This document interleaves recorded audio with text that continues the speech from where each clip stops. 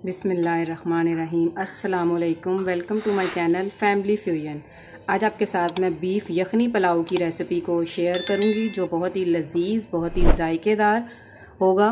खुशबू और जायके में इंतहाई लाजवाब होगा। और इसके साथ ही अगर आप मेरे चैनल पर नए हैं तो जल्दी से मेरे चैनल को सब्सक्राइब कर लें, ताकि हर नए आने वाली वीडियो मेरी आप तक पहुँच सके। तो चलिए अपनी रेसिपी को हम करते हैं स्टार्ट। बिस्मिल्लाहिर्रहमानिर्रहीम। बीफ यखनी पुलाव बनाने के लिए मैंने बीफ लिया है, जिसमें मैंने हड्डी का भी इस्तेमाल किया है। ये 700 ग्राम है। तो अब इसकी यखनी तैयार करते हैं।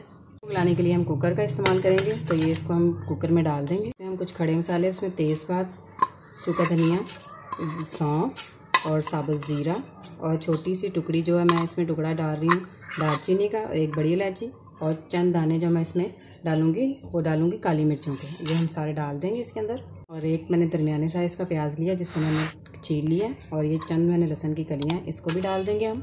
1 टीस्पून इसमें नमक ऐड करेंगे। इसमें 4 गिलास हम पानी का ऐड कर देंगे। 20 मिनट तक हम इसको प्रेशर लगवाएंगे, ताकि ये अच्छी तरह से हमारा गोश्त जो है वो गल जाए।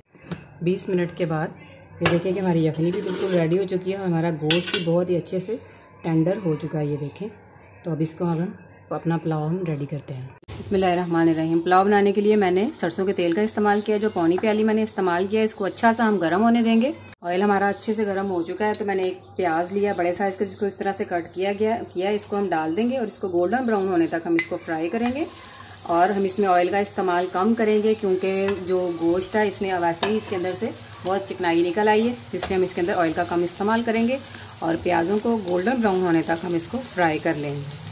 प्याज़ों का कलर लाइट सा गोल्डन ब्राउन हो चुका है। हमें ऐसा ही कलर चाहिए, क्योंकि ज़्यादा करेंगे अगर चावलों का कलर, प्याज जो हमारे ज़्यादा ब्राउन हो जाएंगे तो पुलाव का कलर हमारा अच्छा बिल्कुल नहीं लगेगा।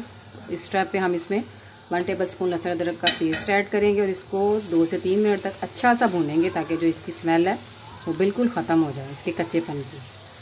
लहसुन अदरक का पेस्ट भी अच्छे से भून चुका है। तो अब मैंने 2 अदद टमाटर थे, जिनको इस तरह से कट किया हुआ, इसको भी डाल देंगे। और इसके साथ ही जो गोश्त जिसको हमने गिलाया था और उसको भी हम डाल देंगे। और इनको अच्छे से हम भुनाई करेंगे इनकी, ताकि जो गोश्त है इसका भी कच्चापन ख़त्म हो जाए और टमाटरों का पानी भी ड्राई हो जाए। और बाद में हम इसके अंदर जो स्पाइसेस हैं वो ऐड करेंगे।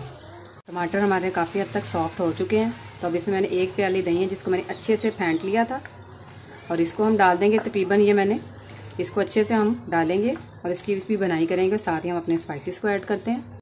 1 टीस्पून हम इसमें नमक ऐड करेंगे। नमक हमने पहले भी ऐड किया था, इसलिए नमक हम कम ऐड करेंगे इसके अंदर।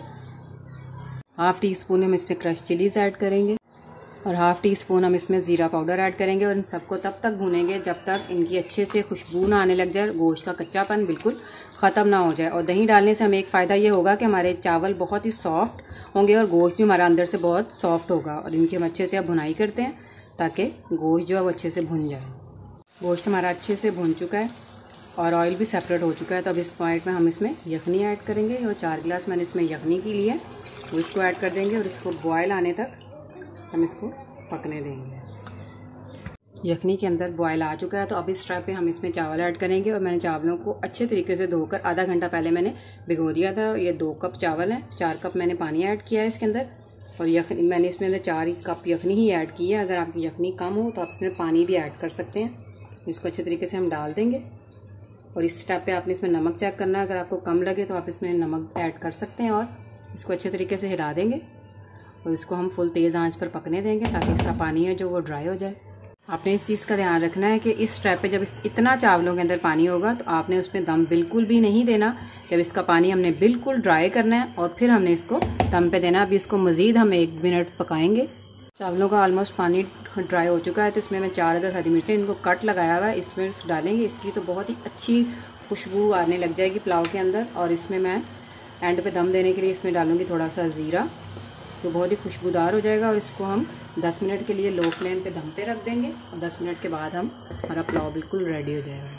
10 मिनट के बाद मैंने दम खोला। हमारे चावल बहुत ही खिले खिले और वही देखिए कितने खूबसूरत कलर के साथ हमारे चावल बन के बिल्कुल रेडी हो चुके हैं। तो अब इसको मैं आपको डिश आउट करके दिखाती हूँ। खुशबू और जायके से भरपूर हमारा बीफ यखनी पुलाव बन के बिल्कुल रेडी हो चुका है। तो इंशाल्लाह मिलते हैं नेक्स्ट वीडियो में। Thank you.